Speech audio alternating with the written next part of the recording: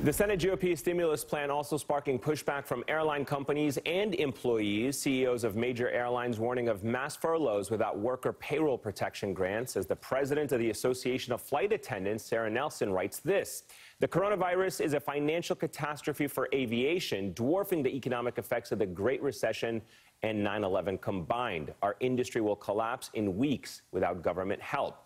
Sara Nelson joins me now. Her union represents 50,000 flight attendants across 20 airlines. Sara, thank you very much for joining us. You know, just give us really quickly your biggest sense of, your biggest issues with the version of the bill that Republicans put forward over the weekend that, quite honestly, no one has exactly seen yet. Sure. So actually, we don't have to spend a lot of time on it because the vote that the Democrats took yesterday was heroic and stopped it from going forward. What that plan would have done is it would have bailed out the corporations and given them the ability to balance their needs and lay off workers, put people out of work, cut their pay and benefits while the executives continue to profit. So that is what was stopped yesterday with the unanimous vote by the Democrats. And now what we can do is talk about what this country is saying. We can no longer have corporate bailouts. We need relief packages that are for the frontline workers. And that is the plan that we have put forward. So now that is what is going to be on the table. What does that entail exactly? Is it provides, sure. What this does is it provides direct aid from the government to the companies to pass right through to the workers on the front lines and their paychecks.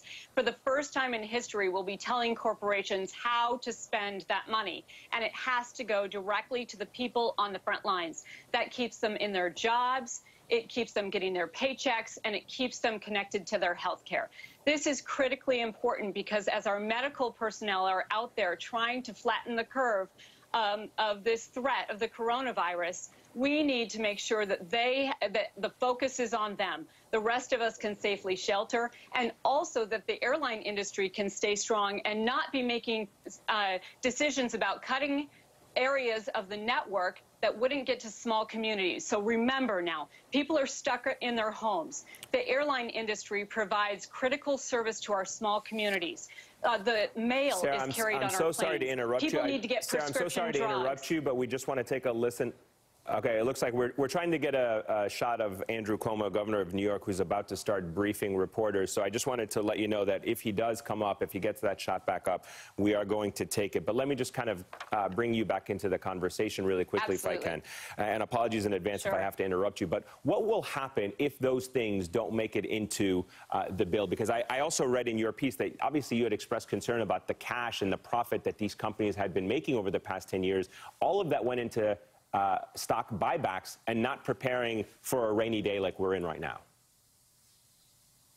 That's right. So we need to restructure. We can't go back and fix what happened before. We need to take care of the people on the front lines right now. And then we need to say, you can't do these things again. So the other restrictions that are included is no more stock buybacks, no executive bonuses, no dividends, no break-in union contracts. And so all of that is in the Democrats' plan. And frankly, that is what is being echoed by the White House. So it was Mitch McConnell that's been standing in the way of getting this done.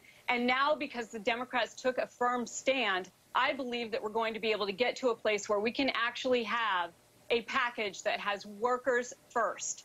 And that is what we are pushing for. And this is really historic that we are saying we're going to put together a relief package that tells these corporations exactly how that relief has to be directed. It has to be directed back to the workers, back to the taxpayers. This is opening up the Treasury to make sure that the taxpayers, the people on the front line, the American public is taken care of here. And this is what we're promoting in the airline industry. We believe it can be a roadmap for everyone else. All right. Thank you very much, Sara. I appreciate your time and your input on all this. Sara Nelson.